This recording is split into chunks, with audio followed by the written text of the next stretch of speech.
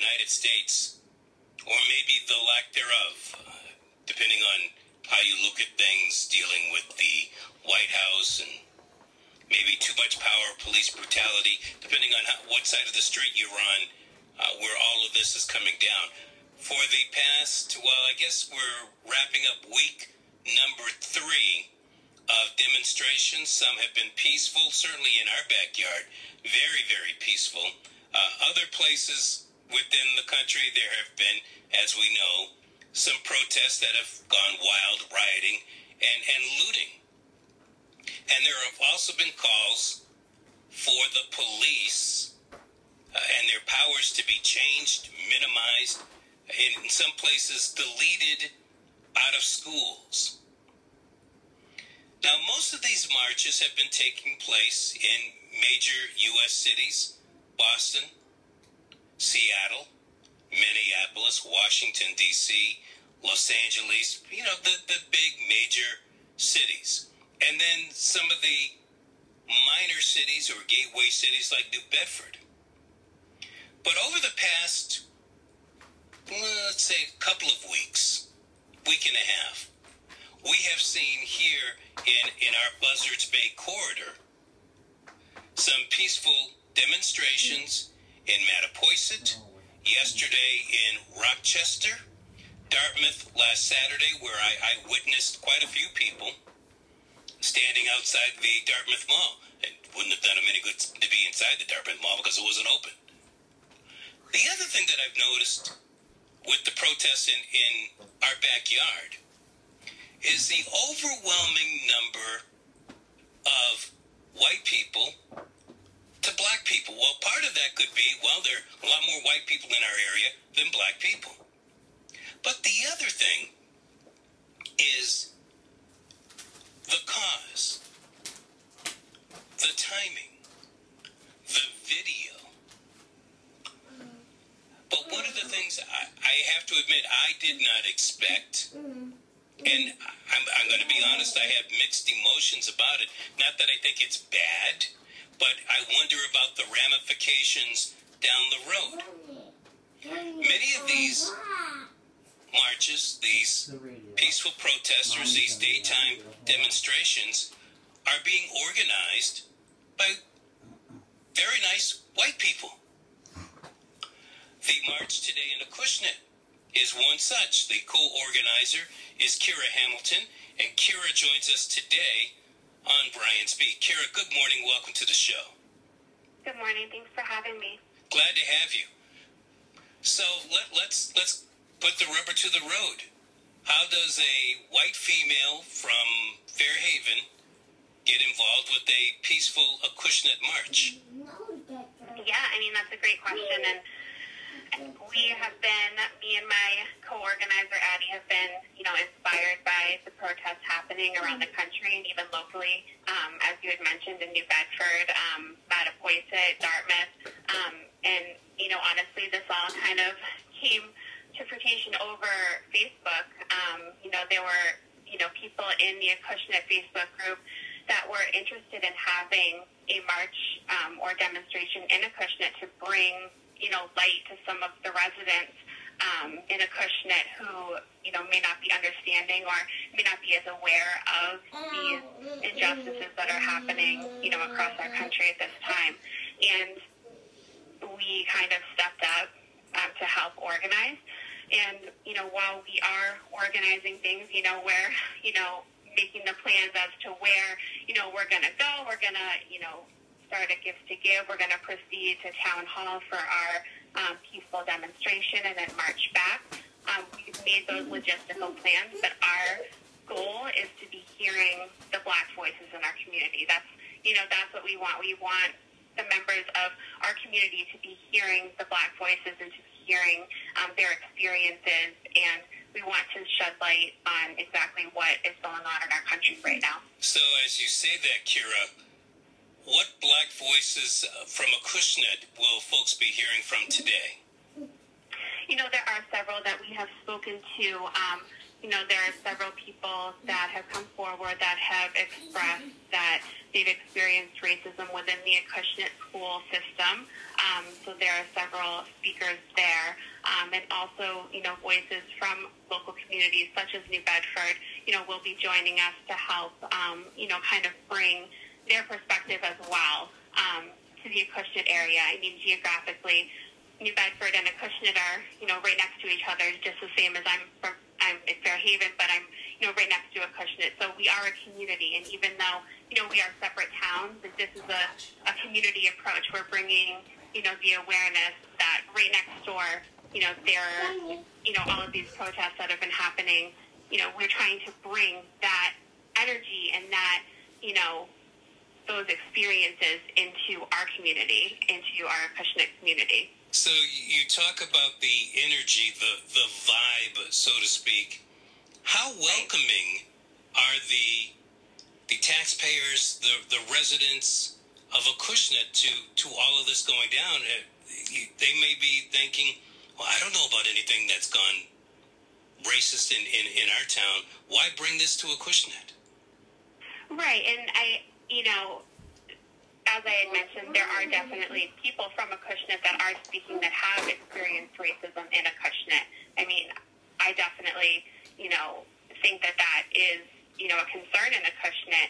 But as, in regards to the residents' reaction, I mean, we've had completely different reactions, mixed reactions, if you will. We've had people that are so supportive and, are willing to open their hearts and their minds to hear, Black voices and to hear their experiences and to listen and to learn.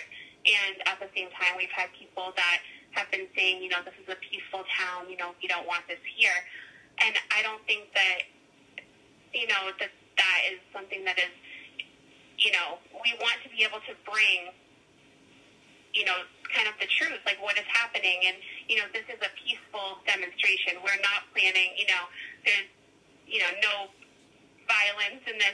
We just want voices to be heard. We're a peaceful group. We're coming in peace. We want, to have basically a peaceful demonstration. And we're working, with the local police to ensure that everybody's safe. We're working with the local fire department. They're on board with us, helping us provide masks for people that may not have them. So, we're working to, bring awareness to that community. Kara Hamilton is the co-organizer of the Peaceful Acushnet March, set to kick off at 11 o'clock this morning.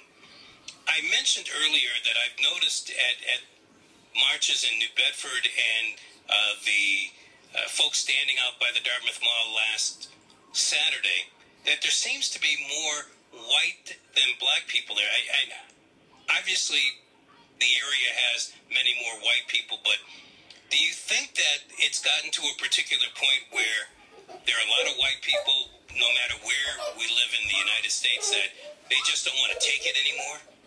What's happening to black folks, I mean? Yeah, I mean, we're angry too, and, we don't understand those experiences. I'm not claiming to understand what it's like to be black in this country right now, and I never will understand as a white woman. But, logistically, our town, Fairhaven is a predominantly white town. Acushnet, I had looked up some information as the 2010 census was 92% white. So, there are, a lot of white people in these towns, and logistically, these demonstrations are going to, reflect that. There are going to be a lot of white people present because those are the people that are in our community. But, yeah, I mean, I can only speak for myself, and, I mean, I can, definitely see how this could be, a feeling of other people. Like, I'm definitely angry at what's happening, and I want to help step in and, make any change that I can. But with that being said, like I had mentioned, I cannot understand, what it's like to be black in America. That's something that I want to learn about, and that's why Addie and I have decided to organize this protest, because we both want to learn. We want our community to learn. We don't want to lead in the sense of, we're going to stand up there and, be leading the chants and leading the speeches. We want our, members of our black community to be doing that so we can learn and we can understand their experiences.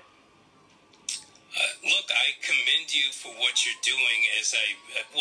Before I get into what I believe is a huge ramification down the road, we have to get there first.